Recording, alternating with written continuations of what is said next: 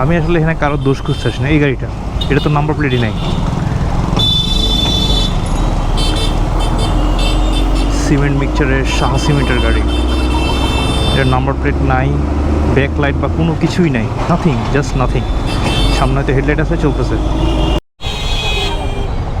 সময় এখন অলমোস্ট 11টা বাজে। আমি আছি কলাবাগান এই সিগন্যালে। এই হচ্ছে ব্যাটারি চালিত অটো, এটাকে অনেকে টমটমও বলে। ঢাকা শহরের রাস্তায় বাইক বন্ধ করে দিয়ে এগুলো চালানো উচিত। আর বাইক বন্ধ করে দেওয়া আসলে কোনো সলিউশন না। ইটস লাইক মাথা ব্যথা, মাথা কেটে ফেলাই দিলাম।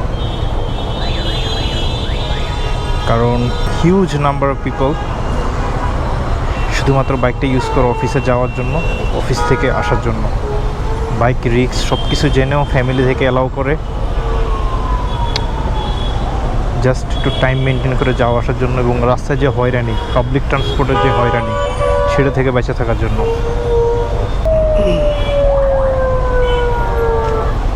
কিছু কিছু পরিসংখ্যানে দেখা গেছে যে দেশে অ্যারাউন্ড 50 লাখের মতো বাইক আসতেছে। ঢাকায় আপনার, ঢাকা থেকে একটা huge number of people family নিয়ে, লাইফের রিস্ক নিয়ে বাইকে করে দেশে যায়, গ্রামে যায় ঈদে, সবার সাথে ঈদ করার জন্য।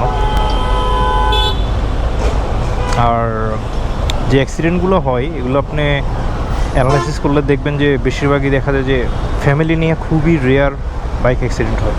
মানে হাজব্যান্ড ওয়াইফ যাইতেছে, বাইক অ্যাক্সিডেন্ট হয়েছে।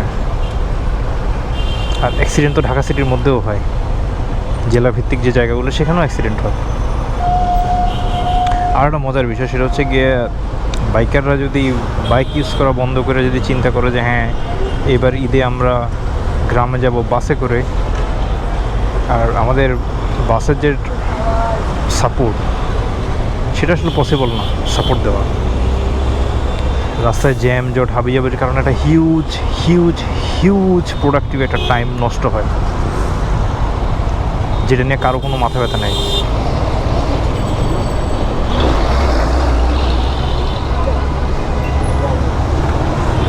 সময়ের চেয়ে যেমন জীবনের মূল্য অনেক বেশি, ঠিক তেমনি আপনি যদি বেঁচে থাকেন আর যদি আপনার সময় না থাকে, সেটাও কাইন্ড অফ ভ্যালুলেস বেঁচে থাকার মতো।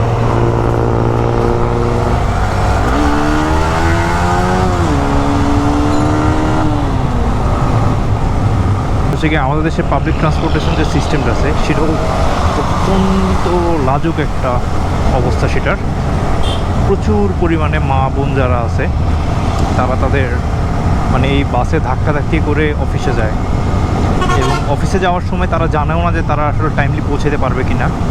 শুধুমাত্র যারা না হাইটে অফিসে যায় বা খুবই কাছাকাছি একটা লোকেশন অফিস যেটাতে রিক্সা দিয়ে যাওয়া যায়, এরকম ডিস্টেন্সে যারা অফিস করে না তারা আসলে 100% শিওর দিয়ে বলতেও পারবো না যে তারা টাইমলি অফিসে পৌঁছাতে পারবে কি না। আমাদের দেশের ট্রান্সপোর্টেশন সিস্টেমটা এতটা লাজুক। পাবলিক যে ট্রান্সপোর্টেশন সিস্টেম যেটা আছে সেটার কথা বলতেছি আমি। তো আসলে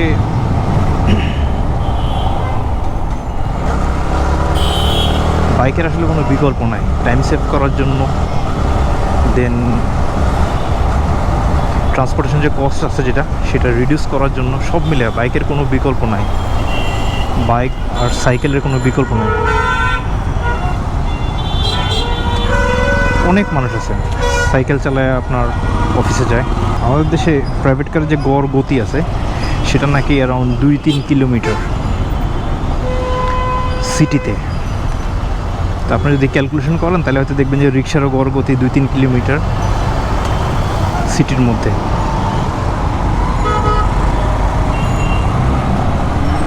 আর একটা সিগন্যাল ছাড়লে যেসব রাস্তায় রিক্সা চলে সেই রাস্তাগুলোতে রিক্সাগুলো না একদম ছড়া যায় পুরো রাস্তায় বন্ধ করে ফেলে, ব্লক করে ফেলে। তারপর যেসব রোডগুলো আছে, যেসব রাস্তায় রিক্সা চলাচল নিষিদ্ধ, লাইক দ্যাট আমি খুব সিম্পল একটা এক্সাম্পল দিই। সেটা হচ্ছে কি আপনার বসুন্ধরা মার্কেটের সামনে যে জায়গাটা আছে সেটা, এই রাস্তায় কিন্তু রিক্সা চলাচল নিষিদ্ধ। একটা সার্টেন টাইম পরে রাতের বেলা রিক্সা চলাচল মনে হয় অ্যালাউ করে, আই এম নট রং। আসা যাই হোক, এই রিক্সা চলাচল যখন নিষেধ থাকে আপনার সিগন্যাল ছাড়লে জাস্ট 30 সেকেন্ড 1 মিনিটের মধ্যে পুরো রাস্তা ক্লিয়ার হয়ে যায়। জাস্ট বিকজ ইঞ্জিন চালিত ভেহিকেল, তারা খুব দ্রুত তাদের যে স্পিড যেটা সেটা গেইন করতে পারে এবং চলে যেতে পারে। যেসব জায়গায় রিক্সা চলে, পুরো গাড়ির পিছনে যদি রিক্সা, একটা গাড়ির সামনে যদি রিক্সা থাকে, গাড়ি তো আর রিক্সাওয়ালা মারি দিতে পারবে না। রিক্সা যে স্পিডে যায়, গাড়িও সেই স্পিডে যায়। সো আসলে রিক্সা বন্ধের জন্য আমি বলতেছি না। আর এই আমাদের যে ফিটনেসবিহীন বাস যেগুলো, এই বাসটা কতটা ফিটনেস আছে? গেস। ব্রেক লাইট বা লাইট নাই, ইন্ডিকেটর লাইট নাই, 100% শিওর থাকেন, একদম 100% শিওর থাকেন। লুকিং গ্লাস আছে লাকিলি।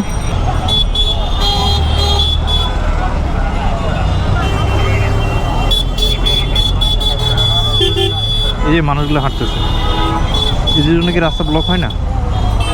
কয়জন সচেতন মানুষ আছে?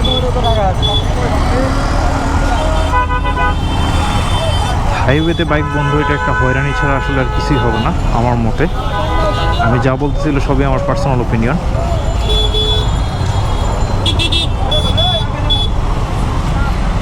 এই যে বাস, মৌমিতা ট্রান্সপোর্ট, ব্যাকলাইট আছে, ব্রেক করলে লাইট জ্বলতেছে।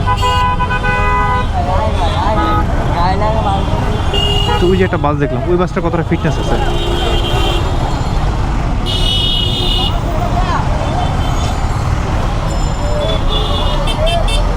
এই যে এত বড় একটা কাভার ব্যান্ড, লাইটগুলো কতটা ঢেকে রাখছে দেখছেন?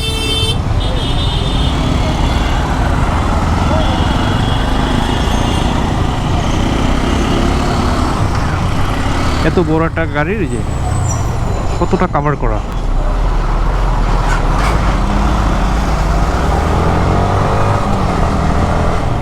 আমি আসলে এখানে কারো দোষ খুঁজতেছি না। এই গাড়িটা, এটা তো নাম্বার প্লেটই নাই।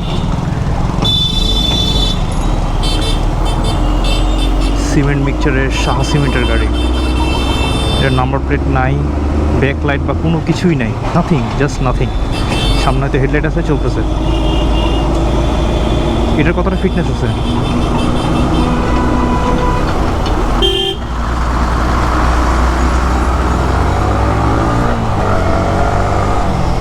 তো আসলে অ্যাক্সিডেন্ট রিডিউস করার জন্য এই ধরনের ভেহিকেলগুলো কন্ট্রোল করা দরকার। নিয়ম আছে, জাস্ট সঠিকভাবে আমাদের দেশে যে নিয়ম যেগুলো আছে, আইন, সেগুলো মানানো দরকার। সেগুলো মানানোর জন্য ফোকাস করা দরকার। অ্যাক্সিডেন্ট এমনি কমে যাবে। বাইরের দেশগুলোতে তো বাইক চলতেছে, বরঞ্চ আরও হায়ার সিসির বাইক চলতেছে।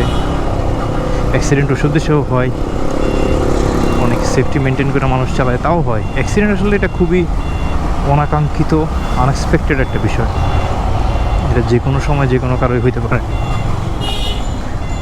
আর বাইক চালালে যে মানুষ মরে যাবে এমনও ব্যাপারটা না।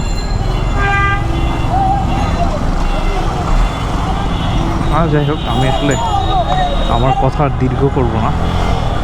আমার খুবই ব্যাপারটা আমার জন্য খুবই লজ্জাজনক যে ঈদে হাইওয়েতে বাইক চলতে পারবো না, বা ইনডাইরেক্টলি এটাই বুঝাইতেছে যে যে জেলার বাইক সেই জেলায় চলতে পারবে, জেলার বাইরে যেতে পারবে না। এটা আসলে কোনো সমাধান না, কারণ ঈদের সময় আমাদের রাস্তায় এমনি জ্যামজট প্রচুর পরিমাণে থাকে,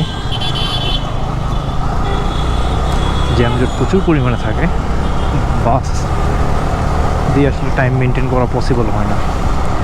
আর সময় আসলে অনেক মূল্যবান একটা জিনিস। মানুষের লাইফটা যেমন ভ্যালুয়েবল, মানুষের লাইফের পরে মানুষের বেঁচে থাকার জন্য যে সময় যেটা, সেটাও অনেক ইম্পর্ট্যান্ট।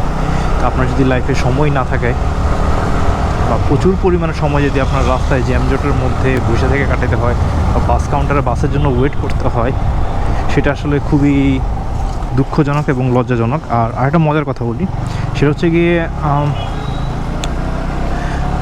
প্রতিটা ঘন্টায় কিন্তু আপনার একটা ভ্যালু আছে, প্রতিটা ঘন্টা প্রতিটা মুহূর্তে একটা ভ্যালু আছে। সেটা আপনি প্রোডাক্টিভ কোনো ওয়েতে ইউজ করলে আপনার আর্নিং হবে, বা আপনি যদি আপনার সেই টাইমটা যদি অন্য কোথাও ইউজ করেন, লাইক দ্যাট আপনি এনজয় করার জন্য, সেটাও আপনার একটা পার্সোনাল বেনিফিট, যে আপনি মাইন্ড ফ্রেশ আছে, আপনি এনজয় করছেন টাইমটা, ওটারও একটা সুন্দর একটা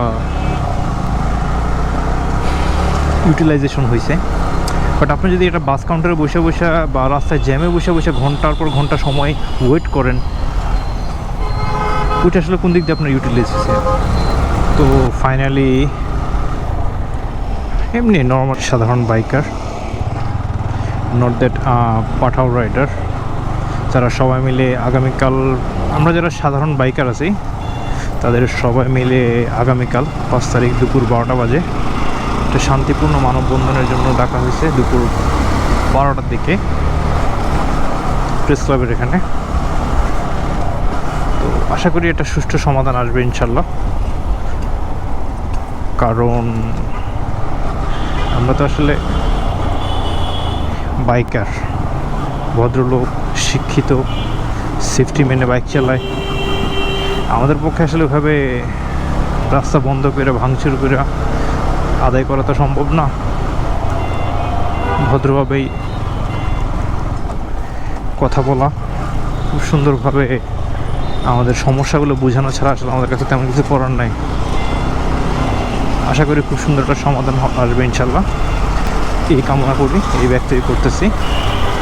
আরেকটা খুবই গুরুত্বপূর্ণ একটা কথা বলি, সেটা হচ্ছে কি বাইকে ইউজ করে যারা ট্রাভেল করে, মানে ট্রাভেলার যেসব ভাই ব্রাদার আছে, তারা কিন্তু ইউজুয়ালি ঈদের পরে ঢাকার বাইরে কোথাও না কোথাও একটা ট্যুর প্ল্যান করে।